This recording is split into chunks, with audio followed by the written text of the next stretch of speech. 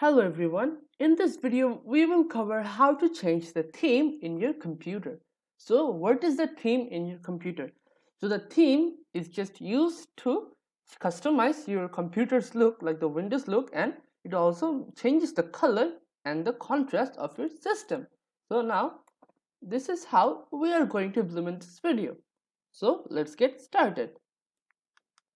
So we are back at my desktop. Now I will have to right click on my taskbar, go to taskbar settings, then click on themes from the sidebar, themes, and I can select the wallpapers, the themes, and I can select the color. Like there is the color I have, and I can also select the themes. If I go to the themes back there, I can just select this Windows 10, this one. Now if I go to my Windows, now if you go, you see the wallpaper has been changed. So this is how you can change the theme of your Windows. See?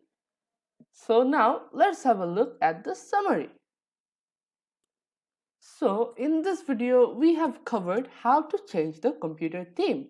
So thank you for watching.